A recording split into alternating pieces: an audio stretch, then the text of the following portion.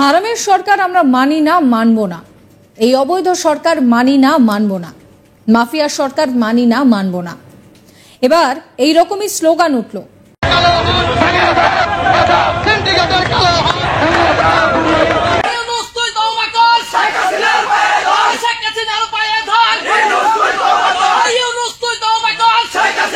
ওদিকে ডক্টর ইউনূস সুইজারল্যান্ডে অবস্থান করছেন। শোনা যাচ্ছে ডক্টর ইউনূস সহ আরো 3 উপদেষ্টা পদত্যাগ করছে। ছাত্র আন্দোলন কারো বাপের প্ল্যাটফর্ম না। শেখ হাসিনা বলছিল দেশটা তার বাপের, টিকতে পারে নাই। এখন যদি আন্দোলনকারীদেরকে বাদ দিয়ে আপনারা মনে করেন এই প্ল্যাটফর্ম আপনাদের বাপের, আপনারাও টিকতে পারবেন না। আসসালামু আলাইকুম দর্শক, দেশ ও দেশের বাইরে থেকে যারা এই মুহূর্তে ভিডিও ওপেন করেছেন সবাইকে অসংখ্য অসংখ্য ধন্যবাদ। দর্শক, প্রথমেই আপনারা শিরোনাম দেখেছেন, এখন দেখবেন বিস্তারিতর অনেক অংশেই আপনারা দেখেছেন যে ডক্টর ইউনূস পদত্যাগ চলে যাচ্ছেন, এমন ধরনের মন্তব্য উঠে আসছে অনলাইন মাধ্যমে। এদিকে বিএনপি বর্তমান বাংলাদেশে কঠিনভাবে যে আক্রমণ চালাচ্ছে সাধারণ জনগণের উপরে, ছিনতাই, রাহাজানি, লুটপাট, এমন কিছু তথ্য উঠে আসে এবং পুলিশ জনগণের পক্ষে কাজ করছেন না, এমন কথা উঠে আসে। তবে আসলে কি ডক্টর ইউনূস দেশ থেকে চলে যাচ্ছেন পদত্যাগ করে, নাকি বাংলাদেশের নতুন কোনো ইতিহাস সৃষ্টি করতে যাচ্ছে সমন্বয়করা? এদিকে সার্জিস আলম বিভিন্ন জায়গায় মিটিং মিছিল করছেন, তবে ঢাকায় ঢাবির ছাত্ররা এবং ঢাকা বিশ্ববিদ্যালয়ের ছাত্র, ঢাকা সব কিছু মিলিয়ে একটা আন্দোলন চলছে। তবুও সমন্বয়কদের কোনো খবর নেই। সার্জিস আলম সেখানে অনেক ঘটনা ঘটিয়ে ফেলেছেন। তা কি হতে চলেছে বাংলাদেশ? শুধু তাই নয়, বৈষম্য বিরোধী ছাত্র আন্দোলনের সমন্বয়কদেরকে নিয়ে করা হুঁশিয়ারি দিয়ে কিছু সাধারণ আমজনতা বলেন, যেমন যারা সমন্বয়ক তাদের ভূমিকা ছিল, তেমনি গণ অধিকার পরিষদেরও ভূমিকা ছিল, তেমনি বাম ছাত্র সংগঠনগুলোরও ভূমিকা ছিল, তেমনি বিএনপি, জামাত সহ বাংলাদেশের যতগুলো ফ্যাসিবাদ বিরোধী রাজনৈতিক শক্তি আছে প্রত্যেকের এখানে ভূমিকা ছিল। কিন্তু আজকে যখন বৈষম্য বিরোধী ছাত্র আন্দোলনকে একটি সার্বজনীন প্ল্যাটফর্ম না রেখে একটি রাজনৈতিক উদ্দেশ্যে, বলা যায় একটি রাজনৈতিক উদ্দেশ্যে তাদের মতের সাথে অমিল হলেই আপনি বাম, আপনি শিবির, আপনি অমুক, আপনি তমুক বলে মাইনাস কালচারের যে রাজনীতিটা শুরু হয়েছে। এদিকে আবার অন্তর্বর্তীকালীন সরকার ডক্টর মোহাম্মদ ইউনূসকে নিয়ে সামাজিক যোগাযোগ মাধ্যমে নানা তথ্য উঠে আসে, যার কোনোটারই সত্যতা সহ আরো 3 উপদেষ্টা পদত্যাগ করছেন। ছাত্র উপদেষ্টা যারা 3 জন আছেন তারাও পদত্যাগ করছেন। অনেকে বলছেন যে আমেরিকার খেল শুরু হয়েছে। আসলে কোন খেল শুরু হয়েছে? দর্শক বন্ধুরা, এই কি ঘোষণা দিলেন ডক্টর ইউনূসকে আপনার মির্জা ফখরুল সাহেব, তাকে আসলে পদত্যাগ করতে বলেন। হঠাৎ করে কেন এই সিদ্ধান্ত নিলেন মির্জা ফখরুল সাহেব? হঠাৎ করেই ভ্যাট বাড়ানোর কারণে সরকারকে কড়া বার্তা দিলেন হাসনাত আব্দুল্লাহ। আন্দোলনের আহ্বায়ক হাসনাত আব্দুল্লাহ অন্তর্বর্তীকালীন সরকারের নানা সীমাবদ্ধতা ও অদক্ষতার বিরুদ্ধেও মানুষ আজ প্রকাশ্যে অবস্থান নিচ্ছে বলেও মন্তব্য করেন তিনি। বুধবার নিজের ভেরিফাইড ফেসবুক পেজে একটি দীর্ঘ স্ট্যাটাস দেন হাসনাত। তার স্ট্যাটাসে লিখেন, এই দেশের অধিকাংশ মানুষ সহজ সরল জীবনযাপনে অভ্যস্ত। দেশটা কেমন আছে সেটাও তারা বোঝার চেষ্টা করেন সহজ হিসাব নিকেশের মধ্যেই। তাহলে আসলেই কি বর্তমান সরকার ডক্টর মোহাম্মদ ইউনূস পদত্যাগ করেছেন? এই নিয়ে সোশ্যাল মিডিয়ায় আলোচনা করেন দেশের বিভিন্ন রাজনীতিবিদ রয়েছে, আবার অন্যদিকে এই আলোচনাও রয়েছে তারা মূলত পদত্যাগ করে নিজেদের এক ধরনের আত্মরক্ষার পথে চলে যাচ্ছেন। তারা এতটাই বিতর্কিত হয়ে পড়ে।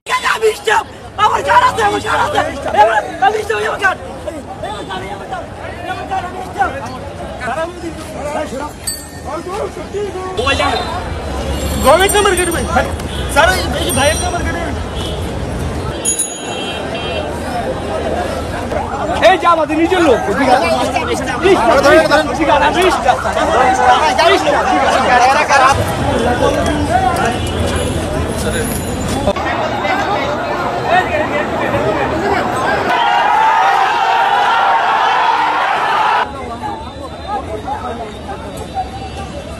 বলছি, সবাই জনসাধারণ আপনাদের মনোযোগ আকর্ষণ করছি।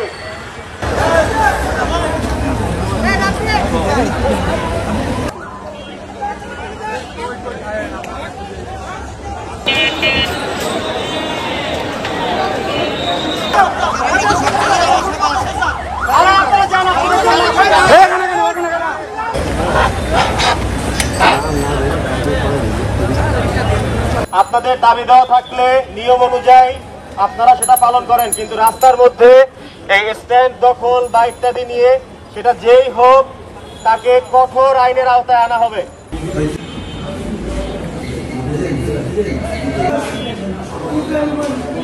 তারপর আমরা সাধারণ মালিকরা সবাই মিলেমিশে আমরা ব্যবসা করতেছি। এই ব্যবসা দখল করার জন্য গত 1 মাস আগেও সে আমাদের অফিস দখল করতে আইছে তপন, রানা, রুহুল আমিন, কাশেম আর অন্যান্য লোক, ঠিক আছে, তারা দল করতে আইছে। আমরা মালিকরা একতাবদ্ধ থাকাতে তারা দখল করতে পারে নাই। এখন তারা আজকে সকালে তাদের লোক টোক নিয়ে আমাদের সিটি বন্ধনের এই কাউন্টার সিটি বন্ধনের কাউন্টার দখল করছে এবং আমাদের সিটি বন্ধনের কাউন্টার সিটিটা তারা রং দিয়ে মুছা দিছে। আমাদের রোড পারমিট আছে, আমরা সরকারের কর দেই। আপনারা দেখেন সবকিছু আমাদের অফিস আছে, কাউন্টার আমাদের সিটি বন্ধনের নামে, অফিস আছে সিটি বন্ধনের নামে, তারা বন্ধনের নামে দখল করতে চাইতেছে। আমরা কোনো রাজনীতির দল না, আমরা সাধারণ মালিক, শ্রমিকগণ নিয়ে, আমার মালিকগণ নিয়ে, আমার আত্মীয় স্বজন নিয়ে, আমার ভাই বেড়াদের নিয়ে সবারই ঢাকায় আমরা প্রতিরোধ করছি। এই কাউন্টার আমরা মুক্ত করছি। চাই প্রশাসনের কাছে। বাংলাদেশের এই পরিস্থিতিকে দায়ী করছে বর্তমানের বিএনপিকে, কারণ এই গণ্ডগোল, এই সব কিছু দ্বন্দ্বর পিছনে বিএনপি কাজ করছে। বিএনপি চাচ্ছে এই দ্বন্দ্ব লাগিয়ে তারা নির্বাচনে আসার জন্য, কিন্তু ডক্টর ইউনূস সেই নির্বাচনে মাথা না দেওয়ায় এই দেশের মধ্যে এত হট্টগোল সৃষ্টি হয়ে গেছেন। অনেকেই প্রশ্নবিদ্ধ করে তুলছেন ডক্টর ইউনূসকে। আসলে সত্যতা কোথায় খুঁজে পাওয়া যায়, যে সত্যতার মাঝে অনেক কিছু লুকিয়ে থাকে। যেখানে বিএনপির নেতা তারেক রহমান বলছেন সাধারণ মানুষের পাশে দাঁড়াতে, সেখানে বিএনপির যারা সাধারণ নেতাকর্মীরা তারা সাধারণ মানুষের পাশে দূরের কথা তাদেরকে নির্যাতন শুরু করেছেন, চাঁদাবাজি, রাহাদানি ইত্যাদিতে সব কিছু করতেছেন। তাহলে দেশ কোথায় যাচ্ছেন? জামাত ইসলাম চুপচাপ বসে তামসা দেখছেন, এমন মন্তব্য উঠে আসছেন গণমাধ্যমে। তবে বাংলাদেশের এমন পরিস্থিতিতে ডক্টর ইউনূসের কি আসলেই পদত্যাগ করে চলে যাওয়া দরকার, নাকি কঠোরভাবে দেশকে নিয়ন্ত্রণ করা দরকার, তা জানতে আজকে আমরা প্রথম এই কেরানীগঞ্জে এসেছি। আমরা প্রথমেই আপনাদের কাছে দুঃখ প্রকাশ করছি এ কারণেই যে এই অভ্যুত্থানে কেরানীগঞ্জের মানুষের, কেরানীগঞ্জের ছাত্র জনতার যে অবস্থান ছিল, অবদান ছিল, সেই জায়গা থেকে সেই ছাত্র জনতার কাছে আমাদের আরো আগেই আসা উচিত ছিল। আমরা আপনাদেরকে শুধু আমাদের জায়গা থেকে একটি কথাই বলতে চাই যে এই ঢাকা জেলার যে কয়েকটি গুরুত্বপূর্ণ জায়গা রয়েছে তার মধ্যে অন্যতম একটি জায়গা এবং যেটি ঢাকা জেলার অনেকটা হৃৎপিণ্ডের মতো কাজ করে সেটি হচ্ছে এই কেরানীগঞ্জ। আমরা আজকে যখন এই কেরানীগঞ্জে আসছিলাম, আমরা আসলে প্রথম আসা উপলক্ষে রাস্তার 2 ধার অবকাঠামো, আমরা কেরানীগঞ্জের খবরগুলো খুঁজতে খুঁজতে আসছিলাম। কিন্তু এই অভ্যুত্থান পরবর্তী সময়ে আমাদের কাছে দুঃখের বিষয় এটাই যে আজ থেকে 6-7 মাস আগে ওই খুনি হাসিনার সময়ে এই কেরানীগঞ্জে যেমন বিভিন্ন প্রজেক্ট, বিভিন্ন জায়গা, বিভিন্ন প্লট নিয়ে বাণিজ্য চলতো, এখনো সেই চাঁদাবাজি এবং বাণিজ্যগুলো চলে। আমরা আমাদের জায়গা থেকে দেখতে পেলাম যে যারা বিগত সময়গুলোতে হয়তো কেউ বছর ধরে, হয়তো কেউ যুগ ধরে অভুক্ত ছিল, তারা এখন অনেকটা দুর্ভিক্ষের মতো বুভুক্ষ হয়ে উঠেছে। আমরা আস্তে আস্তে 2 পাশে দেখছি যে কেরানীগঞ্জের যে একটি সুন্দর রাস্তা রয়েছে আসার, কিন্তু 2 পাশে যে খালগুলো প্রত্যেকটা এক একটা হয় ডাস্টবিনের মতো মনে হচ্ছে, না হয় নর্দমার মতো মনে হচ্ছে। অথচ এই খালগুলো যদি সুন্দরভাবে খনন করা যেত তাহলে হয়তো এই কেরানীগঞ্জে একটি পর্যটন স্পট হয়ে উঠতে পারত। আমরা 2 পাশে আস্তে আস্তে আমাদের জায়গা থেকে যেটি দেখছি যে এই খাল খননের জন্য, আপনার কেরানীগঞ্জের উন্নয়নের জন্য অসংখ্য বাজেট এসেছে, কিন্তু কিছু ভণ্ড পীর এবং তাদের মুরিদরা সেই বাজেটগুলোকে দেশের বাইরে পাচার করেছে। সেই ভণ্ড পীরেরা যখন তাদের অপকর্মের দায়ে জেলখানায় রয়েছে, সেখান থেকে তারা আবার সবাইকে প্রস্তুত থাকার জন্য বলছে।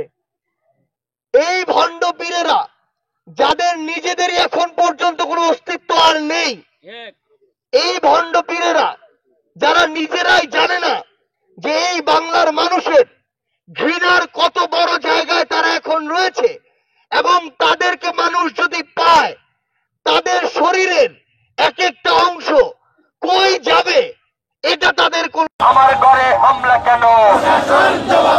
প্রশাসন জবাব দে। চাকরি আছে, বেতন নাই, এবং কোন দেশ নাই। শুনছি না ভালো পুলিশ আসছে, আগের পুলিশ বিদায় করছে, বদলায় নাই। ওদের রক্তে রক্তে দোষ। শেখ হাসিনা ওদেরকে রক্তে জন্মে দোষ দিয়ে গেছে। শেখ হাসিনার দালাল। শেখ হাসিনা গেছে ঠিকই, দালাল রাইখে গেছে।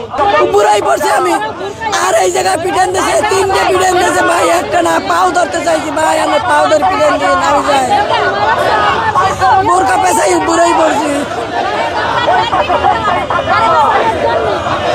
কি আর বলবো ভাই, আমাদের শিক্ষকের কোনো মর্যাদা নাই, এইটাই কি আমাদের অপরাধ যে আমাদের শিক্ষকের মর্যাদা দেয় না। আজকে দীর্ঘ 40টা বছর স্বতন্ত্র ইবতেদায়ী মাদ্রাসা জাতীয়করণ করে না, বেতন ভাতা দেয় না, 500 টাকা স্যালারি ছিল। ইবতেদায়ী মাদ্রাসারও প্রাইমারি স্কুলগুলো জাতীয়করণ করে নিয়েছে, কিন্তু ইবতেদায়ী মাদ্রাসাগুলো জাতীয়করণ করে নেয় না। এইটাই কি আমাদের অপরাধ? পিছনে মেরেছে, পাড়া জড়ায় ধরেছে যে ভাই মারেন না, মারেন না, আমার শিক্ষিকা। তারপরে পুলিশ শিক্ষক এমন করে মেরেছে, পড়ে গেছি। এই বোরকা এরকম করে ধরে উঠাইছে, উঠায় এরকম ধাক্কা মেরে ফেলে দিয়েছে। আপনারা চাকরি করেন, বেতন পান, আমরা বেতন পাই না। আমি এখানে জীবনের মায়া ছেড়ে দিয়েছি। আমাদের জাতীয়করণ ঘোষণা দেব, নয়তো বা তোমরা আমাদেরকে যদি গুলি করো তাহলে আমরা এখানে শেষ হয়ে যাই। তবু আমি অপমানের জীবন আমরা চাই না। হয়তো মাদ্রাসা জাতীয়করণের ঘোষণা চাই, স্বতন্ত্র ইবতেদায়ী মাদ্রাসা, নয়তো বা 24শে গণ উত্থানে বৈষম্য বিরোধী আন্দোলনে যেসব সন্তানেরা জীবন দিয়েছে, যদি তাদের রক্তের ঋণ শোধ করতে চান, আমি তাদের একজন মা। আমার ছেলে মেয়েও একজন আপনার লালবাগ কলেজে পড়ে এবং একজন বদরুন্নেসা কলেজে পড়ে। আমার মেয়ে সমন্বয়ক ছিল বদরুন্নেসা কলেজে, এবং ট্রাফিক ডিউটিও করেছে আমার ছেলে মেয়ে। লাঠি চার্জ করা হয়েছে ভাই, লাঠি যে যেমন পারছে লাঠিটা পিটেছে। কোন কোন জায়গায় মারা হয়েছে ভাই আপনাকে? ভাই মাজাতে বেশি, পায়ে পায়ে এবং মাজা। কোন জায়গায় মেরেছে?